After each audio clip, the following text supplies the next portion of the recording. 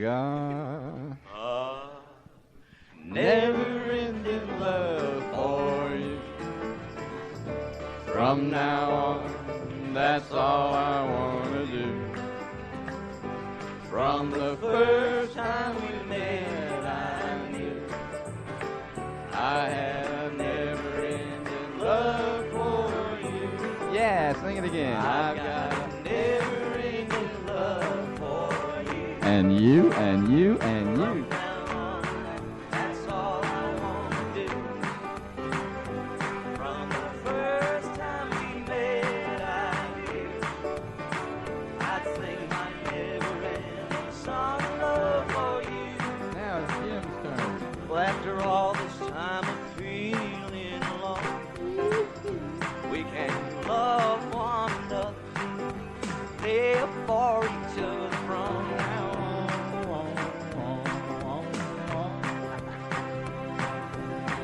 Feels so good, I can hardly stand it. Never-ending love for you.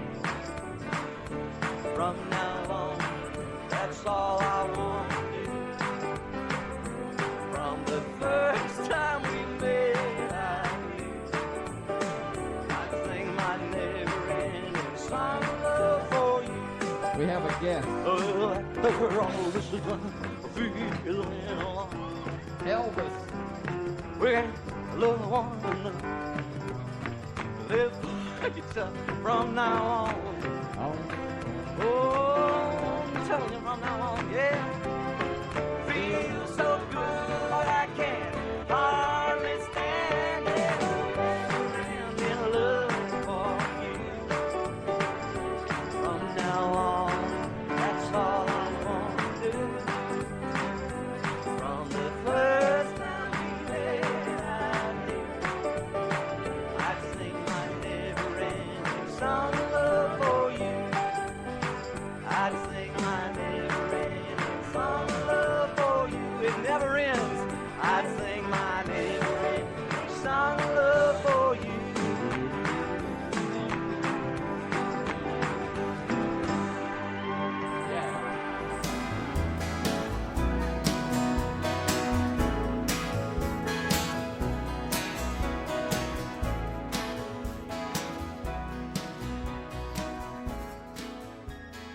You're joining us this morning for the prayer. This is a prayer I came across when cleaning out Jane's desk when she retired. I am the mother, father, principal in creation. Hallowed is the name I am. I am the kingdom come. I am will being done. I am on earth even as I am in all kingdoms. I am this day giving life to all creation, even as I am all creation giving life to me. I am this day releasing all doubt, even as I am all doubt releasing me. I am the sovereign witness to my unfolding. And now if you'd like to repeat after me, these are some insertions I've made. I am grateful for my family and friends, America and the world. I am peaceful. I am seeing peace in the world. I am giving of my time, talents, and money. I am the power and I am the glory, from everlasting unto everlasting. All this I am, and so it is. And one last thought. I am treating everyone as if it were their last day on earth. And that's a quote from Jane Bartholow. Here we are, together yet separated, not just by the pandemic, but also by our individual thoughts and competing agendas, all creating an ever-present background of discord. Through meditation, we can come into harmony. To begin with, we'll try to settle our thoughts. Through meditation, we are training our brains to stop reacting and anticipating, and we come open and receptive to infinite, unknown possibilities. We do this by first becoming present, by deeply feeling our existence, We cannot think with our brain and feel with our senses at the same time. When we become truly present, we become conscious and aware. So let's start by paying attention to our breathing. And take a deep breath and release. You cannot breathe in the past and you cannot breathe in the future. You can only breathe in the present. Take another breath. Feel the breath going in through your nose, down your windpipe, filling up your lungs. Your lungs expand and then exhale, releasing all the air, cleansing your lungs of the stale air and replacing the old with the new. And breathe.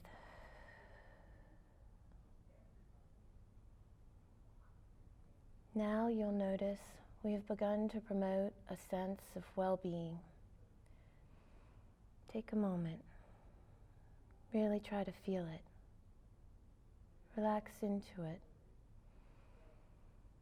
Put your attention on this peaceful space you have created. There is goodness within you. Notice it now and allow it to rise up. Imagine that space filling up with love. Realize the love you have for yourself and the love you have for others and the love you have for the planet and all the animals and the mountains and the rivers and the oceans, for the moon and the sun and the clouds in the sky. Now would be a good time to give thanks to this magical world we live in. Feel your heart as it literally swells with joy, awe, and wonder in light of this magnificent creation which we are privileged to exist in. Now you are charging yourself with energy of love and gratitude, two of the most powerful forces in the universe.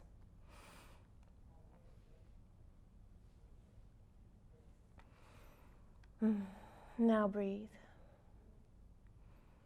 Find your center. Turn inward, away from the material world. Realize that our physical being occupies only an infinitesimal fraction of the area it exists in. The rest is space, in us and around us. There is energy that exists in the space. It is a healing and unifying energy.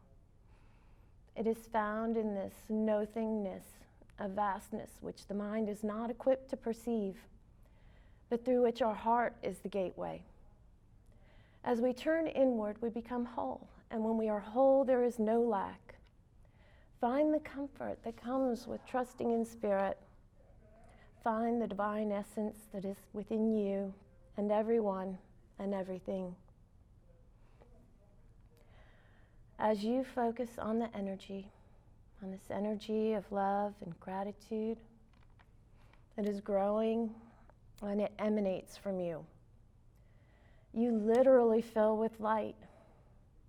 We are all beings of light and energy, just with different levels of vibrancy. Now you are very vibrant. You are literally overflowing. Imagine the light surrounding your body. You're beautiful and amazing, and you're capable of anything.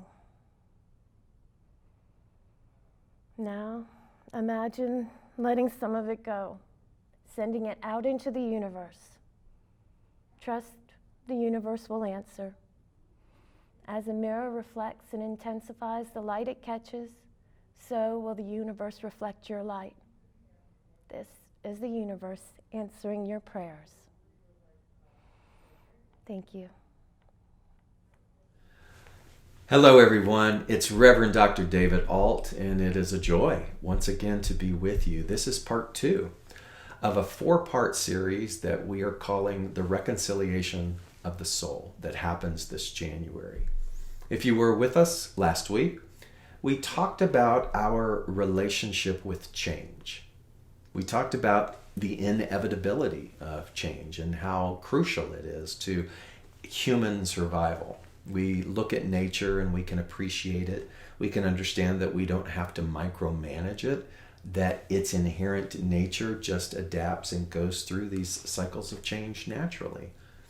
But the paradox, the irony is that here we are as humans with this gift of free will, actually resisting something that's inherent, resisting change, trying to hold it back or to outrun it or outpace it, or trying to preserve what was. And so that's a curious thing, right? So reconciling the soul, the essential nature of who we are, is an invitation to look at our behavior, to notice the relationship with change. And I hope that you were able to spend some time this week reflecting on that. I hope that there was something there that sort of tickled your curiosity to make you look at that relationship and that behavior, and to see the possibility of reconciling with change, which is a pathway to reconciling to your soul. None of this examination is meant to be punitive, but can we become so curious about why we do the things that we do, that we do it from a place of compassion? That in this returning to our true nature, not our human body, but our true nature, our soul, can we do it with absolute love and compassion? That certainly would make the job a lot easier. So lots has gone on in our world. For those of us in the United States, we have certainly been exposed to a tremendous amount of division and chaos and upset. And it's important to look at our feelings around that and to not turn away from it or to bury our heads in the sand, but to try to approach it from a soul perspective. Because to approach it from a human perspective is automatically going to conjure up or bring to it a lot of bias and a lot of our own fears of change. But to look at it from a soul perspective and to try to develop empathy and understanding, that's not the same as condoning, but it's trying to go deeper into the examination of why it is that we as a species fight so valiantly against one another. What is the pain? What is the motivator behind that fight? What is the thing that is so scary about change? Because if you really granularly break it down, that is so much of what was taking place and what we see often in this world of politics. So we're so afraid of change.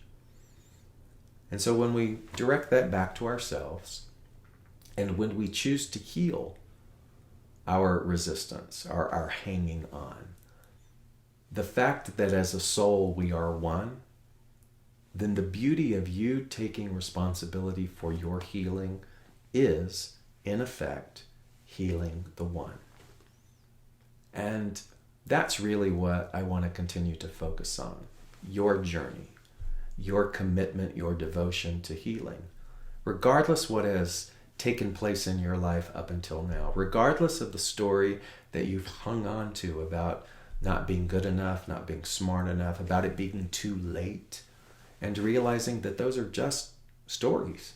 There is no truth to them other than the repetition and the revisitation of it, which brings the illusion of truth. Because as a soul, you and I are instruments of the divine. And here we are, in this human form, in this great forgetfulness, peeling away to try to remember what it is that we are. So change, that was part one. Look at, examine, make some decisions, make some new commitments, be open and aware to noticing the resistance as it happens. And today, part two, reawakening, realizing that there is that within us that is already awake. That's why I love the word reawaken, and that's why I use it most of the time instead of the word awakening. We hear things all the time about the Great Awakening. Well, to me, when I use the word reawakening, it is that beautiful use, conscious use of language that directs and reminds me. It stimulates my brain into the consideration, or back to a place of being willing to understand that what I'm trying to seek, I already am. That what I'm striving for, I already am. That the prayer that I pray is already answered. Because there is no way in which I'm ever separated from the divine or separated from myself as a soul. Reconciliation. How do I get back to that? So this reawakening, again, an opportunity for examination. So how do you and I reawaken?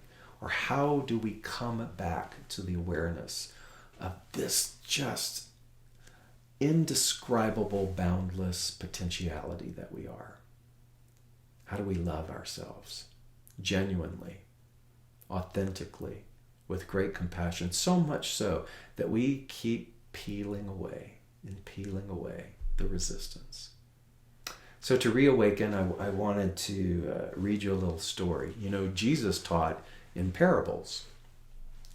What a smart guy, right? Because he knew that these ideas that even I am trying to talk about sometimes just kind of go whew. But if we can bring them down into the form of a parable, we are able to relate to them easier. And let's see if this story might do the same thing. So there was a successful businessman, and we'll call him Fred. And Fred had worked really hard in his business and had done all of the things that he felt one should do. And so he was reaping the reward of his efforts. And he was able to move into a new home. And he decided that for this new home, that he wanted to landscape the grounds all around the home. And so he reached out to a friend who was well versed in horticulture. This person was extremely knowledgeable and extremely bright. And so Fred said to them that he had this great vision for his grounds, but he was very, very busy. He traveled a lot. And so he kept emphasizing to his friend the need to create a garden in such a way that it would require very little maintenance on his part. He said that automatic sprinklers were an absolute necessity, and he was always on the lookout for labor-saving devices and other ways of cutting time. And finally, the friend, the horticulturist, said to him, "Fred, I can see what it is that you're saying, but there's one thing that you need to deal with before we go any further. If there is no gardener, there is no garden." If there is no gardener, there is no garden. When we reawaken to the fact that we are consummate gardeners, we have the capability, the wisdom to be able to continue to garden in this human experience. But we must remember, we must reawaken back to the idea that we are enough. Part of the reconciliation is to begin to dissolve the stories that we're clinging to. Part of the reconciliation of our soul is to look at all of these acquired labels and go, why am I so attached to this? Can I not reawaken to the divinity of who and what I am? Because you see, I want that. Any of us want that. Every time that we pray, every time that we try to affirm, we get to look and ask ourselves, why am I affirming? What is that about? What is it that I'm seeking? Because often the prayer or the affirmation is about trying to get over something or trying to get away from something. And so that affirmation or that prayer in and of itself is ineffective and very dissatisfying, because the real work is not affirming from the place of trying to get away or change something, but to affirm the realization and the reawakening of what we already are. You are a master gardener. And in order for us to experience the garden of our desire, we have to look at our excuses. Like Fred, I don't have enough time. I want all of these other automatic things to sort of do it for me. And it doesn't quite work that way. When I lived in Los Angeles years ago, this is like a literal example.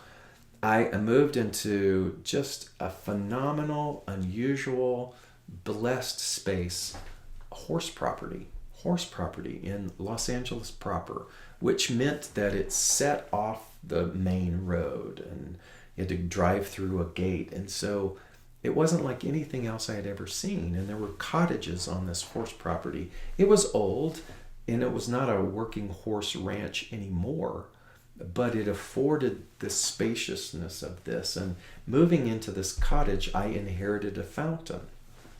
The fountain needed some maintenance, and so I did the minimal repairs, replaced the motor. Really enjoyed the experience of the fountain, because Southern California, pretty much 365, you can sit outside and you can watch the fountain and have your coffee and do your spiritual practice, which is exactly what I would do. And I loved it. And the fountain would get clogged. Leaves would fall, sticks would fall, algae would form, things would clog the pores that allowed the water to flow. And so I went to a statuary store. I went to a garden section of a store to look at products that would eliminate the algae. The water would evaporate, and I'm looking for the shortcuts, just like Fred was in the story. And I'll tell you, I even bought these things and they didn't work. They only exacerbated the problem. It poisoned the water. The chemicals that I would pour in, those would kill the flowers around it. Those would prevent the birds from wanting to come and bathe and flutter and play, which is part of the enjoyment. So all of the shortcuts actually diminished the beauty of the experience. And I came to the realization that the only way to continue to have this experience was to do the work. I was going to have to clean the fountain. I was going to have to drag the hose out and fill it up. I was going to have to scrub it when the algae became too much. And when I allowed that to transform from being a chore to being a beautiful, devoted practice, I realized that I had learned a valuable lesson.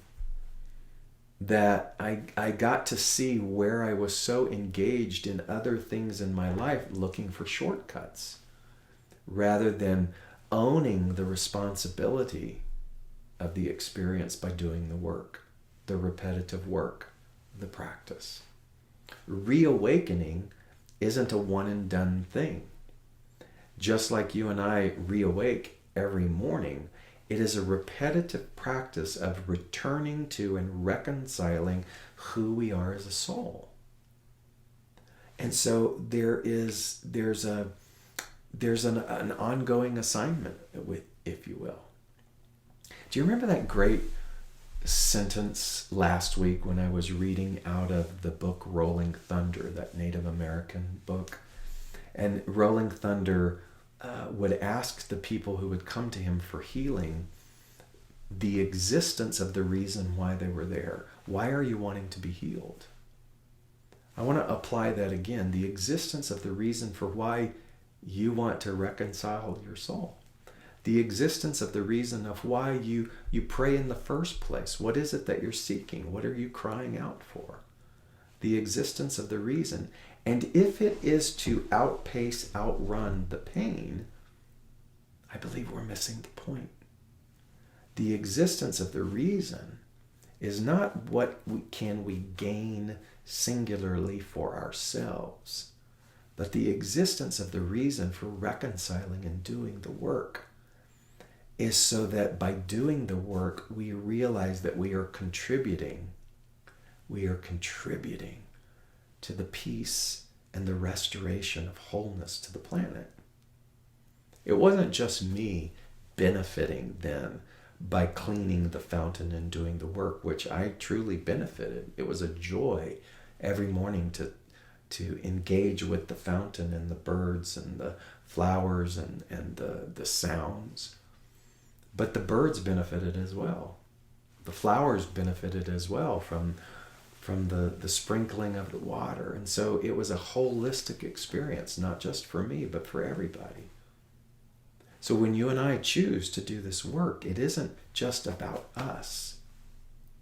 It's about taking on the responsibility of being that voice and that channel for the whole. Do you see where I'm going with this? Last week, talking about change. Sure, we want to change to improve our lives, but ultimately behind that or beyond that is that you and I ceasing to hang on and be a part of that change benefits the whole. You and I choosing to reawaken, and whatever it is that you're going to do and the engagement that you're going to do, to be willing to sign up to be the gardener of your consciousness, is understanding that it isn't your consciousness and their consciousness, it's only one consciousness. So the parcel of consciousness that you are choosing to garden affects the entire crop of the reawakening of humanity. I just made that up. Isn't that great? I mean, think of that. Whatever it is that we can do to sort of get to the idea that this isn't just about us, singular us, because there is no singular us. Is the existence of the reason of your liberation then not just about yourself, but about understanding the importance of your contribution? Wow. That's when Gandhi would say, the best way to find yourself is to lose yourself in the service of others. The best way to find yourself is to lose yourself in the service of others.